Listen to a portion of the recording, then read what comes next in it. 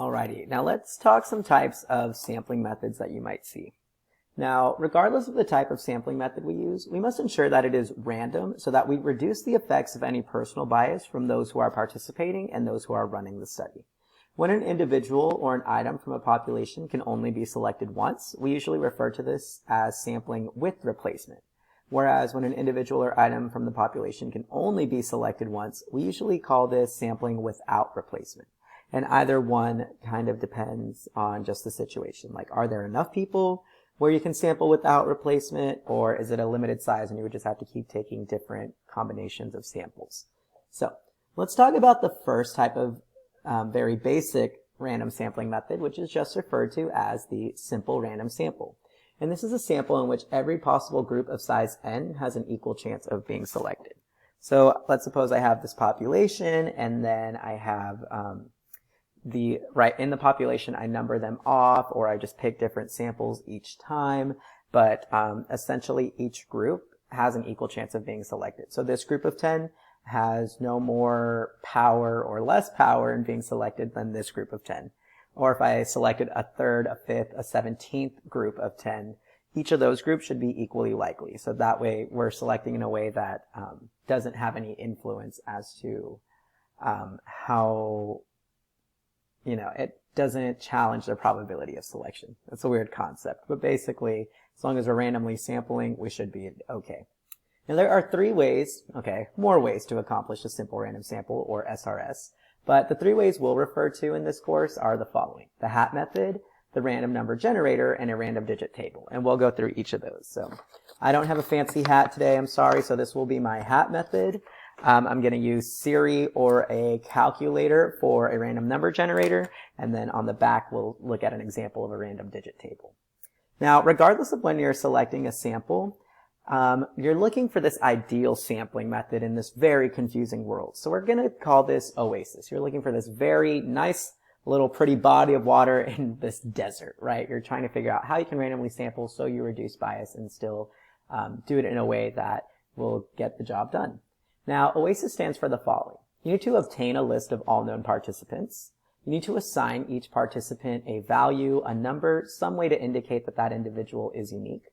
You need to select your sample, and then you need to tell us who is in that sample. So typically following these 4 things is going to get you the full credit on the AP exam. And if you look over here, I've listed out the steps for you in conducting each of these methods. So notice it usually starts with obtain a list, assign each participant a number, then the selection method will now place them into a hat. Use the random number generator. Use the table, ignore repeats. Again, we don't want a sample of 5 of the same person. That's not going to be helpful. We want unique people in that sample or unique objects. And then lastly, do so until you've accomplished your goal, and then the selected values will indicate your sample. So again, obtain, assign, select, indicate. Now, let's take a look at an example here. The management company of a local mall plans to survey a random sample of 8 stores to determine the hours they would like to stay open during the holiday season. There are 20 stores in the mall, and they're listed below.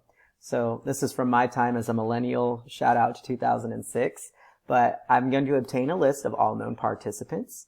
I'm going to assign each of these participants a number. So I'm just going to do this right here. 1, 2, 3, 4, 5, 6, 7, 8, 9, 10, 11, 12, 13, 14, 15. I know you're having so much fun watching me count. All right, so I've obtained and I've assigned. Now, my population here is going to be the 20 stores in the mall. And my random sample is going to be the 8 stores that are selected. And now what's going to happen is our variable of interest, we can see right here, is whether or not they would like to stay open during the holiday season. Can't really take the average answer, so here I'd probably be taking the proportion of the 20 stores that would consider staying open. So we'll call this the proportion of stores willing to stay open during the holidays.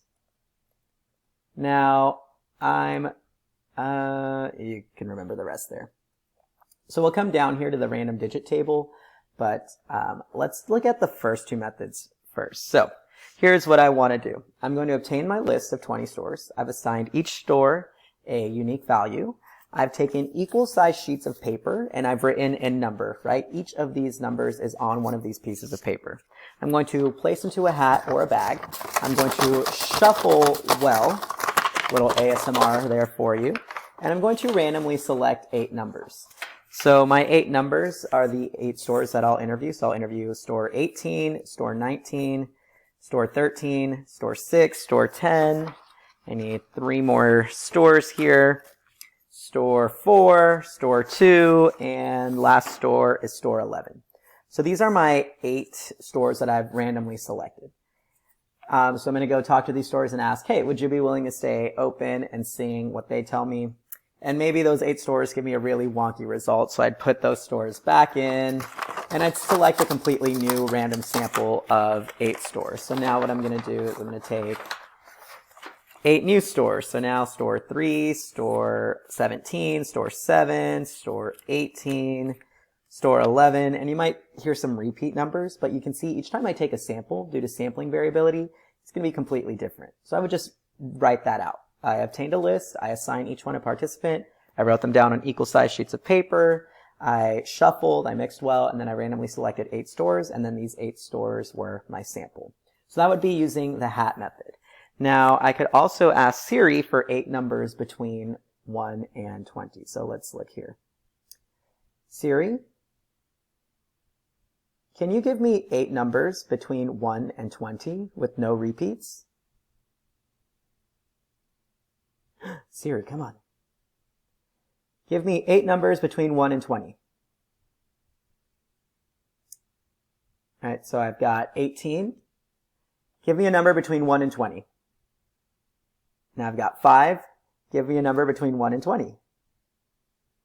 I've got 16, and etc. I would repeat this process 8 times, and so I could, in the random number generator, obtain a list, assign each a unique number, using your random number generator, generate 8 unique values, ignoring repeats. Those 8 values indicate your sample.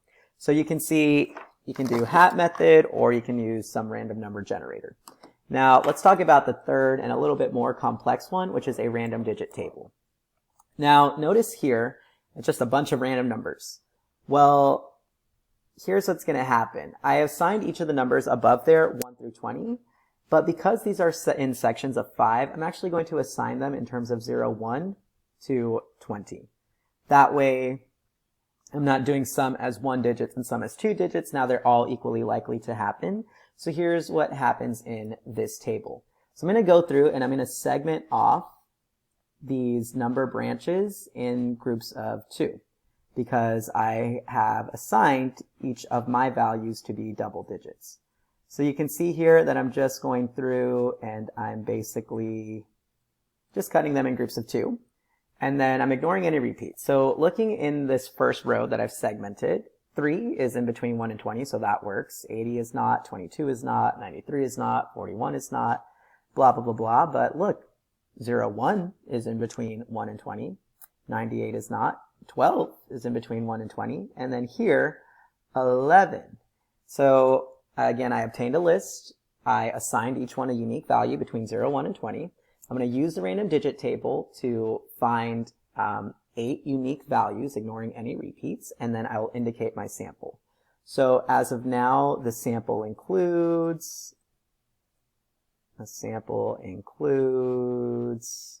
stores. Right now it would be store 3, store 1, store 12, store 11, and I would go back to my table up there and I'd put like 0, 1, 0, 2, 0, 3, so that it stays consistent. So let me go ahead and pause the video here and give you a few moments to actually find what other 4 stores would be in our sample. So go ahead and try that out for yourself. Okay, so hopefully you were able to continue this pattern and figure out that we should also have store 09, store 07, 06, and 05.